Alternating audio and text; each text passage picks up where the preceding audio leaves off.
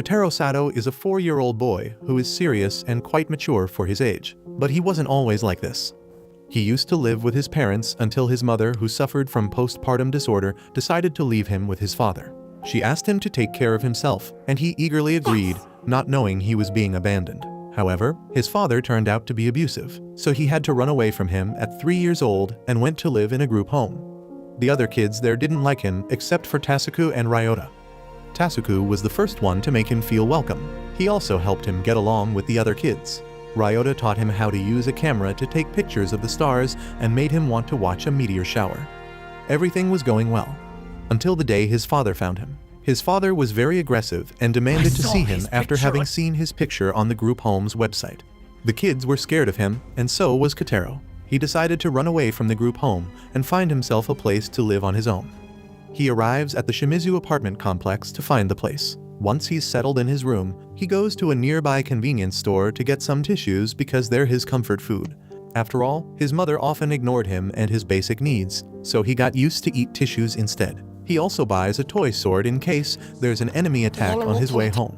He uses one sheet of the tissue to write his name and pastes it on his door. And while he's doing that, he hears his neighbor Shin Kurino fighting with his girlfriend. Kurino is a manga artist who constantly loses track of time because of his work and laziness.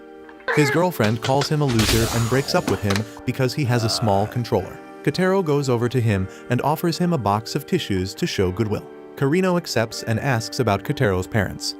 Kotaro lets him know that he'll be living alone. This confuses Kurino, and Kotaro doesn't explain the situation. He just goes back to his room.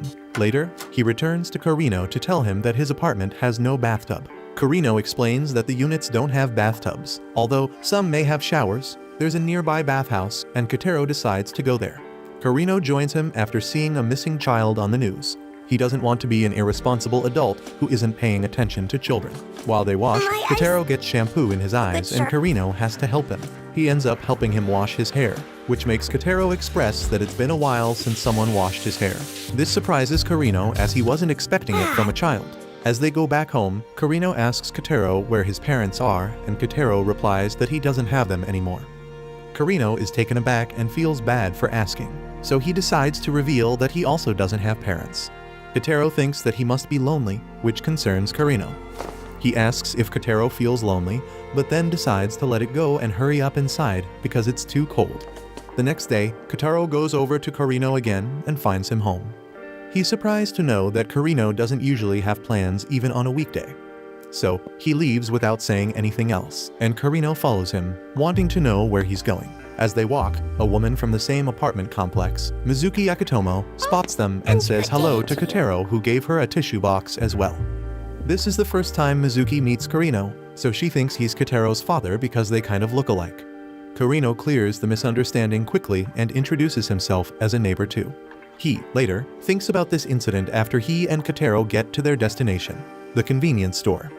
He doesn't think he and Kotaro look alike, but everyone else at the store seemed to think so. This starts to freak him out. He starts calculating the years when he learns that Kotaro is 4 years old. He remembers his ex, who he probably knocked up because she always forgets to mark her calendar. He panics and asks Kotaro all sorts of questions. Kotaro becomes confused and asks him to stop following him around because the other customers are mistaking them for father and son. He says Kurino looks nothing like his father and walks away. Kurino is relieved to hear this. While walking back home, Kurino is still thinking about how relieved he is, but he also thinks about his loneliness, while Kotaro is still annoyed with him. Kurino reminds him that he's the one who wanted to hang out tonight, but Kotaro corrects him. He just wanted to watch his TV because he's still waiting for his to arrive. Kotaro then apologizes for the way the customers at the store behaved, which he noticed might have alarmed Kurino.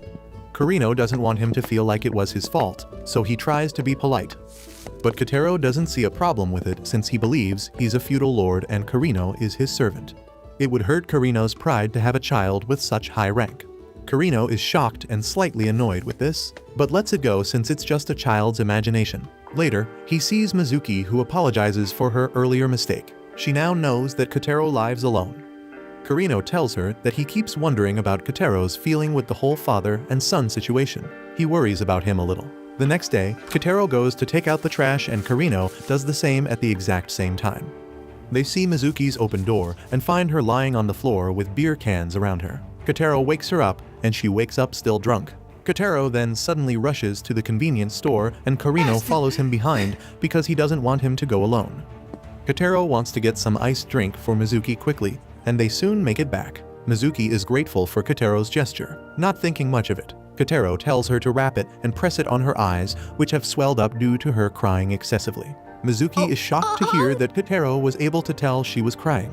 She denies it though, but Kotaro lets her know that crying is fine and wouldn't change his opinion of her. She's touched by this and thanks him for being a kind person. After, Kotaro and Karino leave. Karino asks Kotaro how he knew Mizuki was crying and that applying ice would help. Kotaro reveals that he's witnessed many adults in his lifetime crying. Plus, he was popular, so of course, he'd know these kinds of things. The next day, Kotaro decides to clean outside his door because birds keeping pooping there. As he does, he sees a bird about to poop and tries to catch it. What was that? He falls and hurts his knees. He tries to apply a plaster, but he's too scared. However, he gets the courage and does it. He goes to tell Karino about it and finds him in pain too, having sprained his back. Karino wonders if Kotaro wants to be praised, but Kotaro becomes embarrassed and says he just wanted to tell him about his bravery because he used to struggle with it before. Karino asks him to help him apply a heating patch if he's brave now, and Kotaro does so. After, Karino draws Tanasaman, Kotaro's favorite cartoon, on one of his knees. This makes Kotaro so happy that he smiles a little and calls it a job well done. Karino is left amazed that the kid can actually smile. But then they argue about the other drawing because it's ugly. Right then, they hear a man ringing Kotaro's doorbell. He looks like a thug and doesn't seem friendly at all. They confront him, and it turns out to be another one of their neighbors, Isamu Temeru, from the first floor. He also turns out to be fond of cute things and extremely friendly to Kotaro. He thanks him for the tissue box and tries to hug him as Kotaro is too cute. Kotaro becomes alarmed and brings out his sword to stop him, but Temeru doesn't care. He drags Kotaro by the hand to go and play in his room. Karino quickly follows them behind in concern.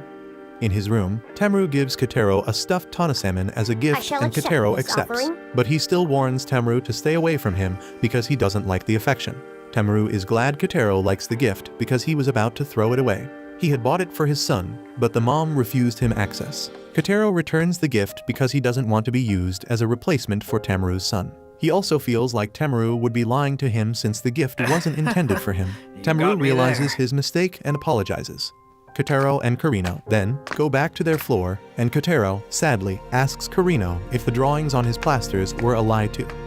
Karino asks if his smile when he saw them was a lie. Kotaro becomes embarrassed and replies with a no before running to his room. He sits on his chair and sings the Tanasaman song.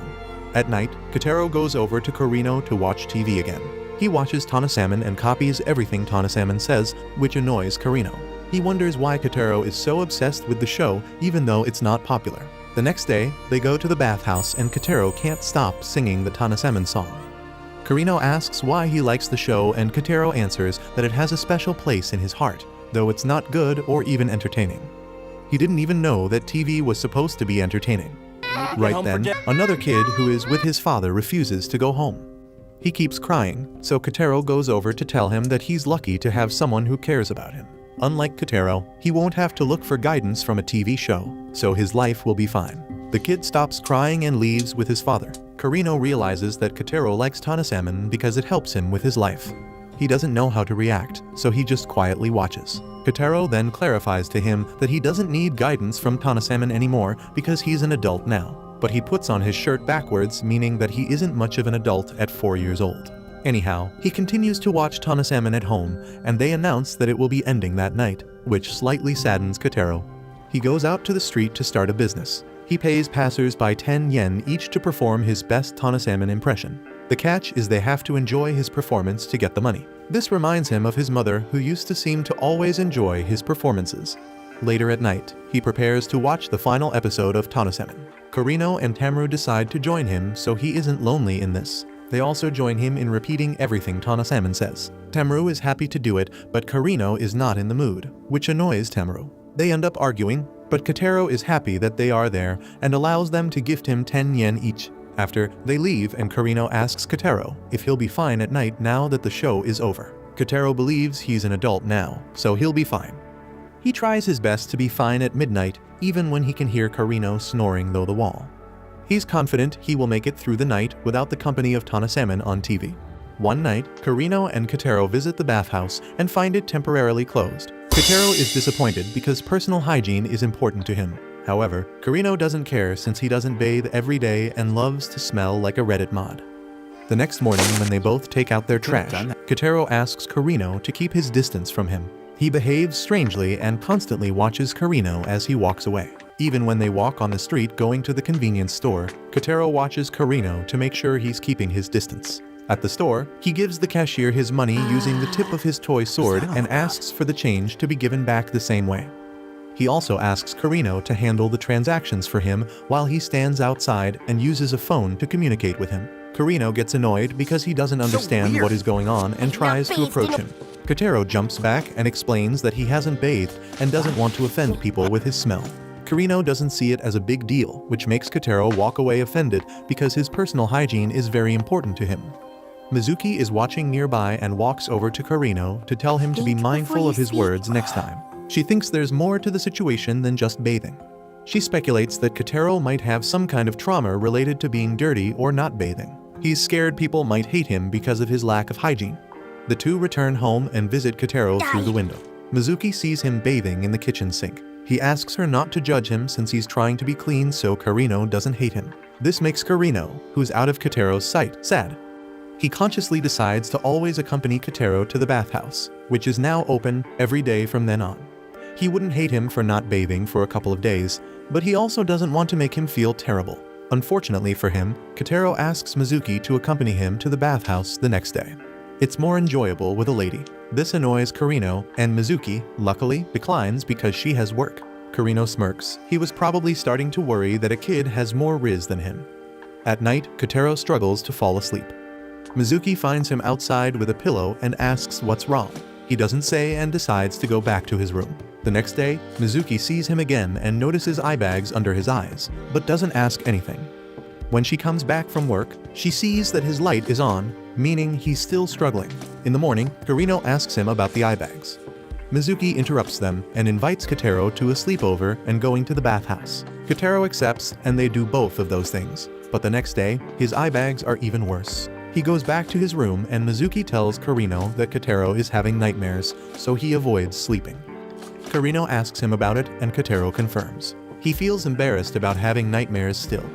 Late that night, Karino decides to put his futon closer to Kotaro's wall and Kotaro finally gets some sleep.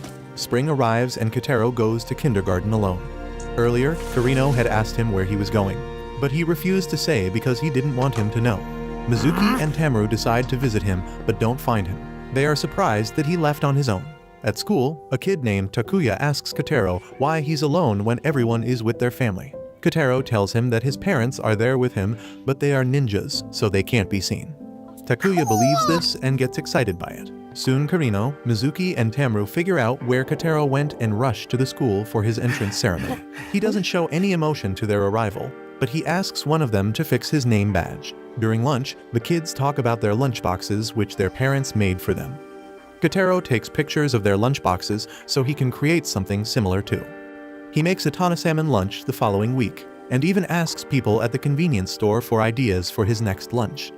They help him come up with something, but Takuya doesn't think it's as cool as the tuna salmon one. However, Kotaro absolutely loves it because he made it with someone and not just by himself as he always did. He even waits by the store to thank the people who helped him. One day, Kotaro sees a man giving out balloons at the convenience store. He's concerned that the man will fly away with the balloon. The man assures him that it's fine, but Kotaro thinks he's too skinny to do the job because he might fly away. He also feels sorry for him because he seems like he has no choice, so he asks for more than one balloon in order to help. But the man tells him that it's one balloon per person, so he asks for the red one. He goes away and returns in a hat to ask for another one. The man recognizes him, but Kotaro denies having gotten a balloon before. The man realizes what he's doing, but he gives him a blue one which Kotaro says it's for his younger brother. The red one was for his younger sister. He then returns again, wearing sunglasses. He asks for a pink balloon for his mom. The man is skeptical because he's not sure if a mom would like a balloon. Kotaro becomes offended and asks the man to apologize for offending all mothers in the world. The man decides to give him a balloon to let the matter go. Kotaro returns for more wearing a scarf and even doing an impression. He asks for a light blue balloon for his father, which makes the man think he will soon return for a balloon for himself. But Kotaro doesn't return. He goes to ask Karino to draw the faces of a boy, a girl, a mom, and a dad on the balloons. Karino does so, and Kotaro labels them with the respective titles. He goes to play at the park with the balloons tied around his waist, and the balloon man sees him there. He almost gets mad to see that Kotaro kept all the balloons for himself, but then sees the labels on them. He starts to feel bad and watches as Kotaro plays alone, hoping that the balloons last a little longer so Kotaro doesn't feel too lonely. On a school day, when the day ends, Karino goes to fetch Kotaro. He gets a call from his editor for a meeting, and Kotaro decides to tag along. It's an awkward meeting, and the editor doesn't like Karino's drawings as always. However, Kotaro intervenes because he thinks Karino's work is fine and the editor is overthinking. He even challenges him to draw something better if he can. Karino tries to stop him, but the editor motions for him to leave the room. Karino goes to the restroom and leaves Kotaro behind. Kotaro asks the editor what he likes about Karino's work. The editor says he likes the storytelling, but wants Karino to become a better artist, which is why he pushes him to do better. Later, when they go home, Kotaro tells Karino that he should work harder to make his editor proud. Karino is surprised that Kotaro has changed sides and explains that he could have gotten him fired. However, Kotaro was just doing this to repay Karino's kindness for always taking him to school and fetching him. He also plans to follow him to work next time as well. Next time, though, Kotaro is as harsh as the editor and doesn't think Karino's drawings are good enough. On another day, Kotaro asks Temoru to accompany him to do shopping. He wants to buy stylish clothes to become popular. The two head to the mall, and Kotaro buys an outfit he likes. He asks everyone at the store if it looks good, and they all agree that it does. Temoru thought Kotaro wanted to impress a crush, but it turns out that Kotaro wants to impress everyone. He wants everyone to be his friend so they don't hate him. Temoru, who people don't like, tells him that only close-minded people hate what they don't understand. He's his friend even when he's not a stylish kid. An officer comes to them, suspicious of Temoru, and questions him. Kotaro defends him and calls him his friend, which makes Temoru too happy. He successfully hugs Kotaro. At night, Kotaro goes to the club Mizuki works at to support her. Mizuki is surprised to see him and calls Karino to come pick him up. In the meantime, Kotaro catches the attention of the other workers and pays them to watch him do impressions of Tanazeman. They temporarily hire him and make Karino pay a selection fee to take him home. Kotaro visits the club the next night, which starts to concern Mizuki. She tells him to stop coming because they can hang out outside work. But Kotaro is worried they won't be able to because she's planning to move away. While they were hanging out one day, she told him she wouldn't renew her lease. But then she changed her mind because she didn't want to be lonely without Kotaro as her neighbor. Unfortunately, Kotaro left before she could tell him that and went to ask Karino how to spend more time with her before she left. Karino is the one who gave him the idea to visit her workplace. Kotaro then asks if Mizuki will stay with him if he continues to select her every day. Mizuki feels touched and agrees to stay with him. Later, she calls Karino to come pick him up, and the three of them spend a little more time together at the club. The next day, Mizuki takes Kotaro on a picnic and Karino joins them. The two adults want to take a picture of Kotaro, but he refuses and runs around until Karino gets too exhausted. Mizuki continues to chase him and gets multiple pictures, but all of them don't show his face. After a while, they go home. Karino asks Kotaro why he covered his face in the school picture. Kotaro replies that he doesn't like pictures of his face. In reality, though, he's scared his father will find him gain. Ever since the incident at the group home, he swore never to take pictures of himself ever again, no matter how happy the memories are. The next day, while walking to school, Karino gives Kotaro a drawing he made of him and Mizuki. Kotaro becomes happy and compliments it even though he still thinks it needs more work. He even asks for it to be colored in, and Karino agrees to do that for him. One day, Kotaro gets a visit from Ayano Kobayashi, a female lawyer who's in charge of his account. Kotaro performs a song for her which she pretends to enjoy. He then prepares some chicken for her, and after, she gives him his allowance. He gives her a gift in return and asks where the money came from. Kobayashi was told everything about Kotaro and what he would do during her visit. She was also told that he'd ask about the money and that she should lie, saying it's a donation. In reality, though, it comes from Kotaro's mother's life insurance. She has passed away and Kotaro doesn't know. He's also not supposed to be told. Kobayashi feels bad for him, but still tells him that it's a donation. Kotaro is grateful, but he doesn't believe her because he has heard the same answer too many times. He hopes that he can express his appreciation to the donor even though he can't meet them. After, Kobayashi leaves and finds her senior waiting for her outside the gate asking how it went. Kobayashi still feels strange and asks him when they will tell Kotaro the truth. The senior tells her to look inside the bag and she notices a diary. The senior reveals Kurado is a lot more smarter than they think, despite not knowing the truth. Deep down, they are sure of one thing: Kotaro knows his allowance is related to his mother, and that's why he writes a journal. He writes it down so that she can hear about him. He wants her to know that he's doing well and is taking care of himself. However, Kobayashi feels extremely sad about this because Kotaro is putting so much effort without knowing the truth. This forces her to a decision. From now on, she will be the one to give Kotaro his allowance. On another day, Kotaro visits one of his friend, Kakeru, at his home. Kakeru is left with the housekeeper, Miss Yashida, and she does everything for him. This is a foreign concept to Kotaro, especially because Kakeru is too dependent on Miss Yashida. A few days later, Kotaro takes Kakeru fishing. The walk to the river is too much for Kakeru, and he asks for a piggy ride from Kotaro. Kotaro encourages him to walk on his own. They soon get to the river and Kakeru doesn't want to fish because he doesn't know how. Kotaro encourages him to try so that he can grow up and fend for himself. Kakeru tries and catches a crayfish which pinches his finger.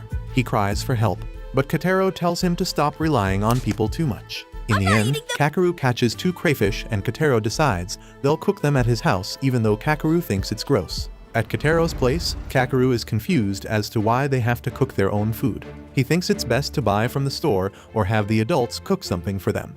Kotaro asks him what he'd do to survive if he didn't have any adults to help him. Kakeru can't even imagine this reality. He wouldn't want that to happen in the first place. So, Kotaro motivates him to try his best to be independent. Kakeru becomes motivated and excited. He successfully manages to cook the crayfish and tells Kotaro that if he ever feels lonely, he can go fishing with him. This makes Kotaro emotional, and he thanks him for the offer. On a different day at school, Kotaro gets used for target practice in a game of dodgeball. He doesn't understand the rules, so he gets knocked out and bleeds from his nose. He asks Karino to help him master the game for next time. He wants to learn how to catch, but he keeps getting hit in the face. Yet, he still refuses to practice throwing because he only wants to catch. He fails and gets hit in the face in the next game at school. Even his peers are confused because it's clear that he doesn't understand the rules. But he doesn't care at all. Karino helps him practice again, but he still can't catch the ball. Karino tells him to just dodge the ball, but Kotaro doesn't believe in that. He believes that dodging a ball thrown by a friend is like ignoring their efforts, and that's unacceptable. He likens playing dodgeball to having a conversation. If you talk to someone and that someone ignores you, you get hurt. It's what happened to him in the past when he was showing a drawing to his mother, and she ignored him. Karino tries to console him by assuring him that his efforts were probably received even when they weren't reciprocated. The next day, Kotaro succeeds in catching the ball at school. He throws it back and it gets caught by Kakeru. Kakeru thinks this is too easy and comments that he could do it all day. This makes Kotaro happy because his efforts have been well received, though this isn't what the game is about. One day when Karino fetches Kotaro from school, he realizes that Kotaro has a paper crown on his head. The crown was from a birthday party his class threw for him. Mizuki and Temru overhear that it's Kotaro's birthday and decided to throw him another birthday party. Kotaro doesn't understand why because he already had one. They tell him that he can have as many parties as he wants because they are a celebration for him. They are to show that they are thankful he was born. Kotaro is surprised because he never realized that being born was something to be celebrated. He decides to prepare for it by practicing to blow out his candles in one breath and singing a birthday song. On the day of the celebration, Kotaro takes the cake and leaves without the neighbors noticing. He runs to the park so his friends can share in on his celebration. His friends are some 4 cats he sometimes plays with at the park. He wants them to know that he's thankful that they were born because no one will ever celebrate them. He sings them the birthday song and blows out the candles in one breath. The cats understand his gesture and lick him in return. The 3 neighbors are left waiting for him to return to his own birthday party. Another day, Kotaro gets a visit from his friend Takuya, who is planning to run away. Kotaro accompanies him and finds out the reason he's running away. Takuya is sick of doing chores, flushing the toilet and such at home. All he wants to do is go as far away as possible and do whatever he wants. Kotaro warns him not to take his family for granted, but Takuya couldn't care less. If he runs away, his family would regret treating him like this. They go to the convenience store first to buy snacks. but Kotaro has to pay for them because Takuya doesn't have money. Takuya is surprised that Kotaro actually has money and can buy as many snacks as he wants. They then go to the park and stay until late. Kotaro thought they were supposed to go as far as possible and even get in trouble, like getting on the train and leaving town. But Takuya refuses to take the train alone because it's not safe. He's surprised to learn that Kotaro could do that and doesn't have a bedtime. He thinks Kotaro is lucky. Kotaro tries to tell him that his life isn't lucky, but Takuya doesn't want to listen. They then decide to go to Kotaro's place to sleep because sleeping in the park isn't ideal. That's when Takuya realizes that Kotaro is left all alone at home. Kotaro tells him that his parents are away doing ninja stuff, so there's no one there to worry about him if he runs away. Takuya feels really bad. He apologizes and decides to go home. Kotaro is left thinking about how there's truly no one to worry about him if he was to run away. But Kurino appears and scolds him for worrying him and the others since they couldn't find him all day. Kotaro starts to feel better knowing someone was actually worried about him, and he apologizes. The next day, Kobayashi arrives to give him his allowance and gets a performance and a gift from him. After another week ends, she visits again and gets another performance. She plays along and cheers him up, but Kotaro feels like she's uncomfortable and anxious around him. He asks why, and she nervously replies that she's just an anxious person. Right then, a delivery for Kurino arrives at Kotaro's door. Kurino is not home, so they leave the package with Kotaro. Kotaro is too curious and opens the package to find beer. He decides to offer it to Kobayashi. Kobayashi reluctantly accepts and ends up drunk. As a result, she ends up telling Kotaro exactly what she thinks about him. He's weird and tone-deaf. Kotaro is glad to hear that Kobayashi is now comfortable enough to express herself. So, he asks her where his allowance comes from.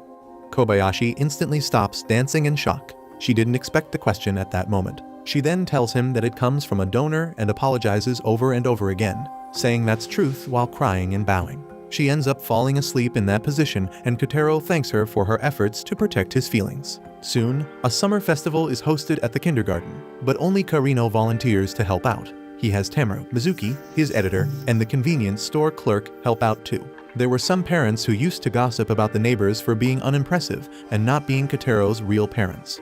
But at the end of the day, the neighbors were the ones who came through for their children's festival. One of the moms who wasn't part of the gossip expresses her gratitude to Kurino for his massive help. Kurino tells her that despite the success of the festival, he feels it would be better if Kotaro's parents were there with him. Kotaro comes and thanks Kurino for this festival, and Kurino encourages him to have as much fun as possible. The mom is happy that Kotaro has someone like Kurino in his life even if his parents aren't there. One day, Kotaro goes to the convenience store with Kurino to buy some tissues. The worker there recommends him an expensive silky brand. Kotaro buys it while Kurino buys a generic and cheap one. On the way home, Kotaro boasts about expensive tissue brands to Kurino, especially because the tissues are sweet. Kurino is confused about that. He thinks Kotaro might be talking about the smell. But later at night while watching TV, he sees an interview of a man talking about how he used to eat tissues when he was young, alone and hungry. This reminds him of what Kotaro said about the tissues being sweet. The next time they go to the convenience store, Kurino asks Kotaro if the previous brand tasted sweet and Kotaro says yes. Kotaro then checks another brand and says the ingredients are nutritional. Kurino gives him the generic brand and tells him that he doesn't have to eat tissues anymore because he's no longer alone. Kotaro realizes that it's true, he now has somebody by his side. When he gets home, he makes a full meal with multiple side dishes. Right then, Kurino visits him with a bulletin board for a yoga class. He's surprised with the amount of food Kotaro has, and Kotaro tells him that he always eats like that. Mizuki arrives to check the board too and sees the food. She asks to try some and Kotaro lets her. They all end up eating together. After, Kurino wonders why Kotaro made so much food when he's eating alone. But Mizuki doesn't worry about it. The next evening, Kotaro makes dinner and invites his 3 neighbors to eat together. He has made a vegetable and beef stir-fry. The neighbors are confused that the food isn't as much as the previous night. But Kotaro assures them that the stir-fry is delicious. When they eat it, they find that it's true. The food is amazing. This makes Kotaro happy because he's eating with people, which is why he made just one dish. He usually makes more food when he eats alone so that he doesn't have to feel lonely. But the next night, he goes back to his ways and make more food because he's eating alone. On a school day, the teacher wants the kids to do a show for Parents' Day. Kotaro asks to play the role of the smiling son. The teacher and other kids are surprised to hear this because they've never seen him smiling before. However, Kotaro shows them that he's a pro at fake smiling. It looks so natural and cute, he shocks all of them. The teacher tells Karino about this later. She feels bad that Kotaro has to fake a smile. She wishes he could enjoy his kindergarten days too. Karino explains how he relates to Kotaro because he also didn't smile for a long time after he lost his parents. He thinks Kotaro is doing the same thing because he's also going through a rough time. Soon, the parents' day arrives, the kids do the show, and Kotaro nails the smiling son. The teacher commends him and asks him to smile more often. But Kotaro only knows how to fake smile, and doing that all day is exhausting. He also thinks the teacher is also fake smiling, even when she's tired. He can see through it. The teacher is shocked because it's true. Kotaro promises not to tell anyone, and she thanks him with a genuine smile. One night, Kotaro goes to watch a meteor shower up a mountain with Ryota. He apologizes to him for running away without saying goodbye. Ryota isn't mad at him because it wasn't his fault. Plus, it doesn't matter because he kept their promise to watch the meteor shower together.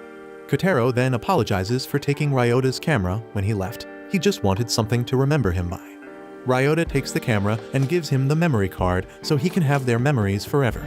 The meteor shower starts and the two friends create another great memory together.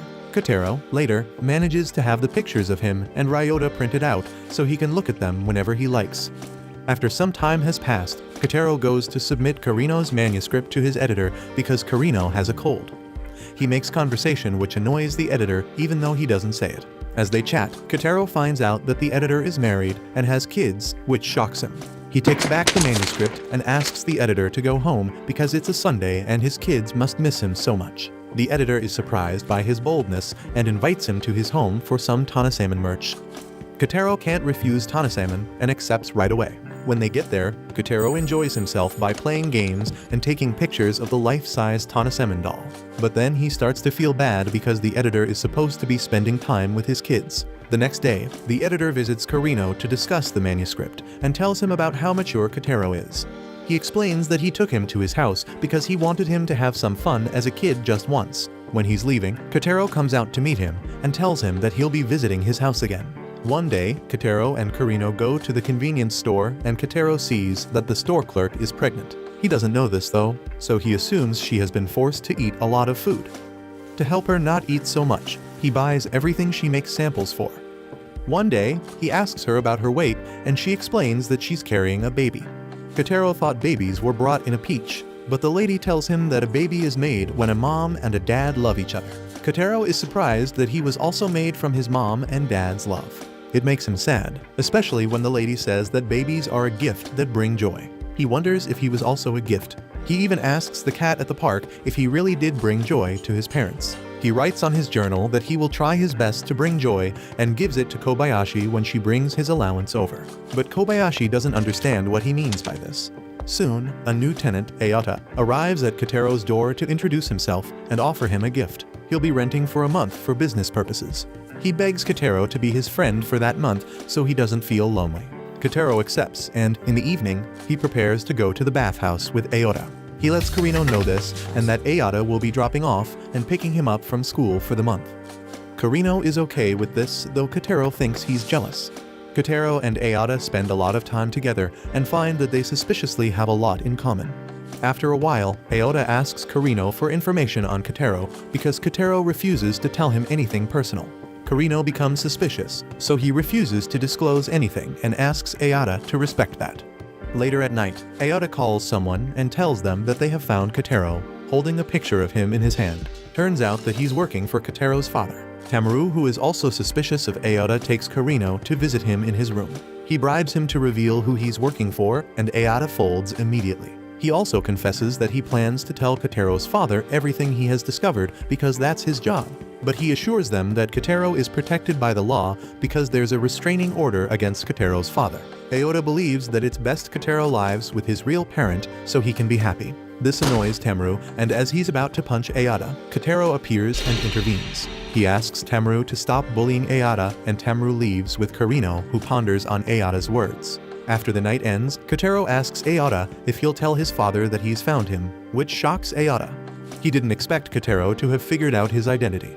The next morning, Kotaro asks Karino to take him to school and explains that Ayata had to urgently leave. Karino goes to tell this to Temeru, who immediately concludes that Ayada has gone to report to Kotaro's father. Mizuki finds out as well, and the three of them go patrol the gates of Kotaro's kindergarten. They want to make sure that Kotaro is by their side at all times. After school, the three escort Kotaro home while keeping an eye out for his father, which gets the attention of passers-by. They don't tell Kotaro why they're doing this, but he has an idea. Even at night, the three neighbors stand guard at his door and even accompany him to the bathhouse together. While coming back, Kotaro gets annoyed with them because he had told them not to do this and runs away. Karino later visits him in his room and asks him why he insists on living alone. Kotaro replies that it's because he wants to become strong and refuses to elaborate any further. The next day, Ayada returns and talks to Kotaro while the other neighbors watch closely. He asks to go with Kotaro to the park to meet Takuya, and Kotaro agrees. The neighbors follow them behind, and Ayada lets them know that Kotaro's father will arrive the next day to look for Kotaro. They become worried and think of helping Kotaro escape. However, Ayada reveals that he lied to Kotaro's father about Kotaro's real address, so they shouldn't worry about anything. The reason is because Ayada also had a terrible childhood with scars to show for it, so he understands what Kotaro has been through. While at the park, Takuya sees an ant and freaks out. Kotaro helps him out and encourages him to become strong enough to handle an ant. Kotaro is also training to become strong so he can live with his father one day. He wants to be able to help him fight his demons, indicating that he blames himself for his father's behavior. He thinks that if he can be better and stronger, his father will eventually treat him better. The neighbors realize this, and while going back home, Karino races Kotaro and loses because he's out of shape. He then asks him to become his rival so they can be strong together. Kotaro lights up in excitement and accepts immediately. He's looking forward to getting stronger with his neighbor. Karino knows this won't change anything, but he wants to help Kotaro become mentally strong so he can overcome his difficulties. One day, Kotaro gets called by a scammer and he tells him that the owner of the house is out and will return in 5 minutes. The scammer calls again in 5 minutes and Kotaro tells him the same thing again. This continues for the whole day and the scammer becomes annoyed with Kotaro. However, they chat a little bit and the scammer ends up learning that Kotaro is in kindergarten and lives alone. He starts to feel bad for him, but also remembers that he's a deadbeat father too. Anyhow, he tells Kotaro that he has a money problem at work and must pass on this message to the owner. However, Kotaro is not going to do that, he just wanted to stay on the phone with the scammer. That's because the scammer sounds just like his father when he used to be nice to him. He even asks him to praise him for doing a good job, which reminds the scammer that he never says that to his kid. To atone, he praises Kotaro and Kotaro thanks him before hanging up. At the end of the month, Kotaro asks the neighbors to do a farewell party for Ayada as he'll be leaving. He even gives him a magnifying glass as a parting gift, and Ayada feels grateful. After some time, a girl in Kotaro's class, Kana, asks to visit his house to play after school. Karino picks them up and supervises them for the rest of the afternoon. Kana and Kotaro aren't really friends, so they don't know what to do together. They just sit and stare at each other, which makes everything awkward. Karino suggests a game of cards and the kids agree. The next day, Kana decides to visit Kotaro again, and Kotaro has to come up with something fun to do because playing cards was boring for Kana. The following day, Kana decides to visit again and again and again. One day, Kotaro asks her to just hang out with her real friends because she doesn't even enjoy herself with him. Kana says that she doesn't mind, plus her mom is fine with it. Karino recalls hearing from the gossip moms that Kana's dad lost his job and they had to sell the house. So, he confronts Kana's mom when she comes to fetch Kana. He figured out that she didn't want Kana to feel less fortunate among her friends because of their situation. So, she made her see Kotaro's situation to feel better. Karino doesn't like that and asks her to never let Kana visit Kotaro again. The mom takes Kana and leaves. On the way home, she asks Kana if she enjoyed Kotaro's company and Kana says no. But she doesn't mind playing with him if it'll make her mom happy. The mom realizes how terrible she's been and apologizes to Kana. One day, Kotaro gets sick at school but refuses to acknowledge it because it'll make him look weak. Karino gets called to take him home, but he refuses to leave. Another kid named Kei, who always gets sick, tells the teacher that he isn't feeling well, and the teacher takes him to the nurse. Before they get there, Kotaro asks him why he always admits to weaknesses in front of the class so easily. Kei replies that it's because he doesn't want to pass on his sickness to the others, so they can think what they want while they stay healthy. Kotaro is surprised by this. He never thought of it like that, so he apologizes for assuming Kei was weak and Kei leaves. Kotaro then agrees to leave with Karino after concluding that strength comes in many other forms than a healthy body. Before the week ends, Kobayashi visits Kotaro and invites him to a trip to view an apartment. She thinks he knows so much about living alone, so he'll help her a lot. They take a train and get to the apartment complex soon. It turns out to be the place Kotaro and his parents used to live. Kotaro doesn't seem too happy about coming back here, but agrees that the apartment is great. He asks if Kobayashi read his journals, and she confirms before apologizing. The reason is because Kotaro wrote about a stain mark on his ceiling that is similar to the one in his parents' house. He forgot where it was though, so he thinks Kobayashi brought him there to find the mark. He looks around and finally finds it. He stares at it quietly for some time before Kobayashi tells the agent that the place isn't for them.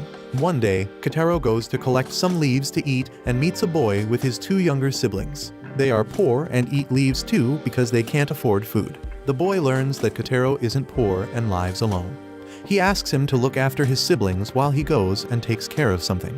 Kotaro stays there with the kids until late, but the boy doesn't return and the kids start crying. He decides to take them home and finds the boy sitting outside, eating chips. The kids are happy to see him and take his chips for themselves. This saddens him because he just wanted to be by himself for a while without having to worry about them. It's too much burden for him to look after them since their parents abandoned them. Kotaro doesn't understand why the boy feels this way. But to the boy, it's clear that they, including Kotaro, have been thrown away by their parents. Kotaro strongly disagrees with this. He doesn't think either of them have been thrown away. Since they can't agree, the boy and his siblings walk out on Kotaro, leaving him outside. He visits the kids again on a different day. But before he can enter their building, he overhears some women talking about the kids having been taken by child services. The women also believe the kids were abandoned and that it's awful, but Kotaro still disagrees. After a while, he moves on and invites Mizuki to share some treats he got from the landlady. Karino joins them, and they see an announcement on TV for Tanasaman the movie. Kotaro is pumped for it, as it motivates him to become as strong as Tanasaman. This inspires Mizuki to be strong too and break up with her abusive boyfriend. Her boyfriend doesn't react well, and she's forced to wear a mask to hide her bruises. Kotaro sees through her makeup and asks what happened. Mizuki decides to tell him and Karino that her boyfriend demands money from her and stalks her when she tries to ignore him. She was too scared to leave him all along, and now he has hurt her. Tamaru also arrives and finds out about this. Karino advises that Mizuki involve the police, but Tamaru suggests beating up the guy himself. Kotaro tells her to quickly leave her apartment and her job before her boyfriend finds her and do something even worse. He keeps pestering her throughout the next day so she can hurry up and leave. When Mizuki finally catches him, he realizes that she still loves her boyfriend. He tells her she needs to move so she doesn't turn her boyfriend into a bad guy. He turned his father into a bad guy, so he doesn't want Mizuki to make the same mistake. Mizuki breaks down crying because it's hard to move so suddenly. But she finally does it and apologizes to Kotaro for leaving, even though she promised to stay forever. She hugs and tells him that she loves him. Kotaro is wearing a mask so no one can see and judge him for crying over this. But Karino and Tamaru wouldn't do that since they know some farewells can be heartbreaking. After some time has passed, Karino goes to the movies with Kotaro and 3 of his friends. The friends are very talkative and super active that Karino regrets his decision to bring them along. Kotaro, on the other hand, isn't having a good time. He wanted to watch Tanasaman the movie, but his friends suggested a 3D dinosaur movie instead. After the movie, the friends want to continue playing at the mall, but Kotaro gets annoyed and puts a stop to it. He suggests that they go home so Karino can focus on his work. They all decide to leave, and as Kotaro's friends get picked up, Kotaro tells Karino he's disappointed in him for having fun with his friends. He felt ignored the whole time. Karino finds this funny because Kotaro is being jealous all of a sudden, but he apologizes. He then takes him to the movies again so he can watch Tanasaman. One day, Kotaro meets Tamaru's son, Yuta, who has come to visit his father. Tamaru is not around, so Yuta waits for him with Kotaro. Tamaru soon returns and is surprised to see his son. He's not too happy because Yuta shouldn't be there.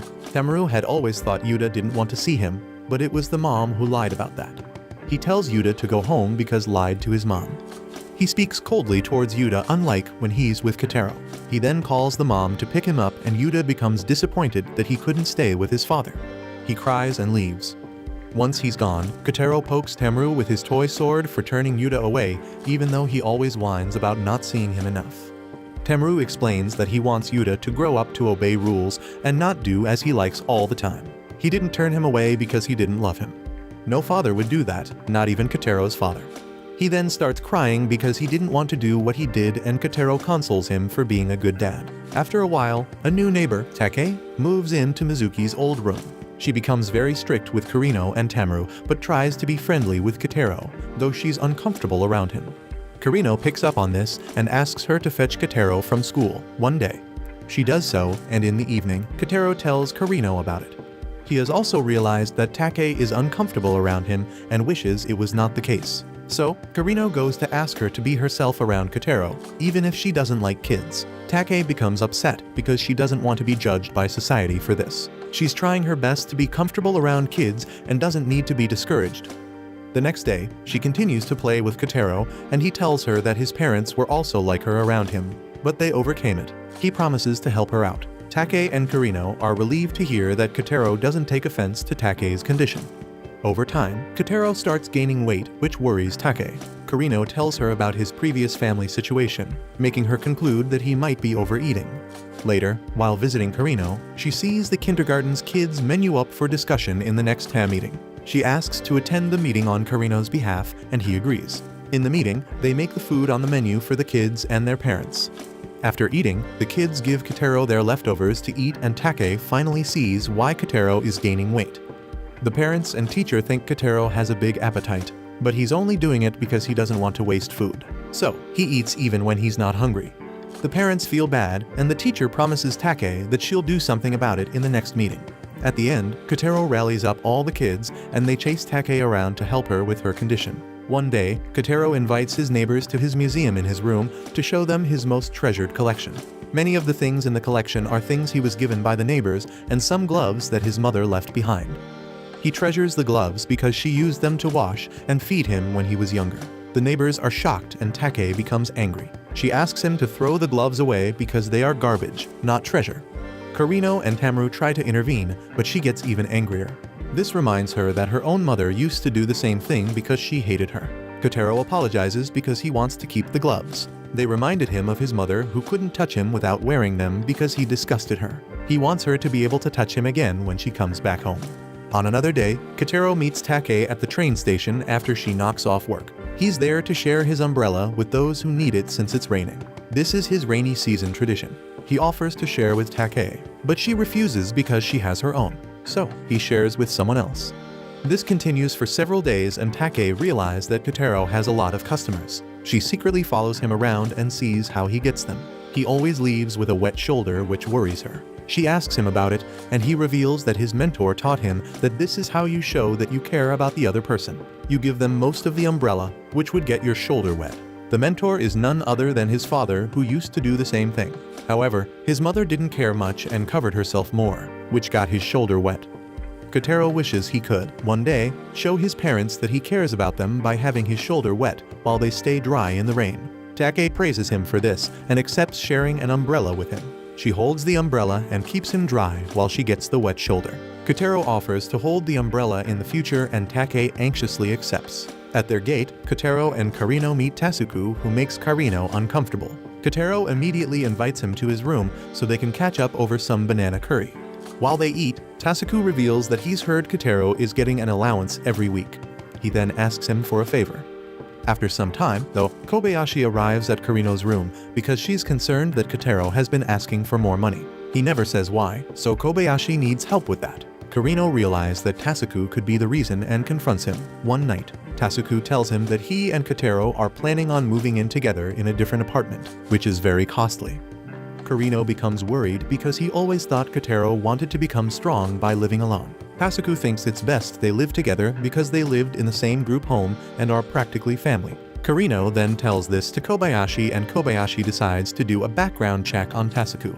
After, Karino goes to ask Kotaro about his plan to live with Tasuku, and Kotaro confirms it. Karino pretends that it's no big deal, but deep down, he's saddened that Tasuku and Kotaro are more family than him and Kotaro. Kobayashi visits Karino again and lets him know about Tasuku's bad debt, which is suddenly starting to get paid. The two decide to tell this to Kotaro the next day, but they can't bring themselves to, and Kotaro ends up refusing to talk about the matter any further. Because of this, they decide to confront Tasuku about his debt. He denies everything and prefers to not talk about it too, because it's his and Kotaro's business. This angers Karino because Kotaro absolutely trusts Tasuku. He walks away and Kobayashi follows him behind. Right after, Kotaro arrives behind Tasuku and tells him about a gift he got for him. They go inside while Kobayashi and Kurino listen in on their chat, though the walls. Kurino asks Kobayashi to let the matter go for now so Kotaro can figure things out on his own. All they should do is try to support him. In Kotaro's room, Tasuku worries that Kurino and Kobayashi might have told Kotaro something bad about him. Kotaro says that they wanted to, but he already knows him, so he didn't need to hear it from them. Tasuku is shocked because he thought Kotaro would buy his lies. However, Kotaro isn't mad at him. He even gives him his allowance. He doesn't care that Tasuku is a thief and a liar. He's been since they lived in the group home. All he cares about is that they are friends and friends stick by each other no matter what. He then gives him a bag of coins because the allowance isn't money he earned on his own, but the coins are. He earned them by collecting cans. Tasuku feels bad for what he did. He even cries because people haven't been this kind to him. He apologizes and thanks Kotaro. Over the next days, Kotaro continues to collect cans because he hopes one day he can truly live with Tasuku. Kobayashi reveals that Tasuku has since turned his life around and has a good job now to pay back the money he took from Kotaro. Kotaro wishes that he can build a huge castle for all the people in his life to live together with him, including his parents. This is his new dream, and he says it with a big and genuine smile.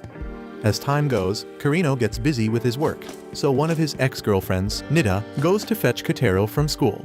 Nida will be staying with Kurino for some time. She sees how close Kurino is with Kotaro and thinks it's a bad idea. So, she decides to get closer to Kotaro and do things for him in order for Kurino to focus on his work. She also tells Kotaro this and uses the word burden, which makes him think that he's been a burden to Kurino all along. The next day, he tells Kurino that he doesn't need to do anything for him anymore. Kurino doesn't understand why, so he follows him and Nida to the bathhouse instead of doing his work. Nida doesn't like this and makes it clear that Kurino doesn't have time for things like hanging out with Kotaro and taking him places. Kurino realizes that Nida might have said something to Kotaro and tells her that he's not going to change his routine. The next day, he follows Kotaro and Nida to school, but he's too tired since he didn't sleep well due to working all night. Nida gets annoyed with him and asks him what's on his schedule for the day. Kurino only says it's his manga's deadline, which upsets Kotaro. That's because there's a showcase at the kindergarten and the teacher sent out pamphlets for it. However, Nida didn't give the pamphlet to Kurino, so he doesn't know. At the time of the show, Nida secretly goes to the school while Kurino stays home and work on his manga. Kotaro is so sad throughout the whole thing, and the teacher notices. However, Kurino suddenly appears and changes Kotaro's mood, making him happy and enthusiastic. But then he remembers what Nida said about being a burden to Kurino and feels sad again. It also turns out that Kurino knew about the showcase all along and was lying to Nida. She doesn't understand why he's there and even cares about Kotaro when he's not his parent. Kurino replies that he just wants to be there for him since every kid at the school has their parents except for Kotaro. Plus, Kotaro motivated him to work hard on his manga, so he doesn't want to disappoint him. Nida accepts that she was wrong for trying to change their routine. She later apologizes to Kotaro for trying to separate them and encourages him to be there for Kurino as well. Kotaro agrees to make up with Kurino and be there for him too. One day, Kotaro waits for his 5th newspaper delivery guy to arrive as he's late. He has 5 subscriptions, which is weird to the delivery guy that he can't stop thinking about it. When he realizes that Kotaro is the one who actually subscribed to the newspapers, he fears that someone might have forced him to do it, but Kotaro tells him that he must do this since he lives alone. When something bad happens to him, the newspapers will pile up on his door. In that way, people will notice and check on him. However, in reality, Kotaro is just looking for reports on different tragedies affecting his mother or father. When he doesn't find their names on the newspapers, he feels relieved because it means they are still safe. On another day, he sees a report on TV for a shopping arcade in Konomi Station. Kotaro remembers going there one time, but he can't remember exactly where it was. So, he asks Kurino to take him there the next day. He wants to go to the cemetery where his grandparents are buried. When they get there, he buys flowers and looks for their grave to pay his respects. He didn't know them because they died before he was born, but he hopes he can ask his mom about them one day. The two begin cleaning the grave and Kurino sees the name of Kotaro's mother on the side of the grave, but he doesn't tell Kotaro. He even covers the side with his body so that Kotaro doesn't see it. Kotaro pays his respects and asks his grandparents to tell his mother when she visits that he's doing well. While doing so, he hears footsteps and looks up eagerly, hoping to see his mother. But it turns out to be a different woman. He becomes disappointed and asks Kurino if he'll ever see his mother again. Carino decides to lie and says yes, which makes Kotaro hopeful again. He trusts that Carino would never lie to him, and so he believes that he will one day see his mother. They go back home and meet up with Tamaru and Take at the gate. All of them walk inside happily like a family. Watch this next video. See you on the next one.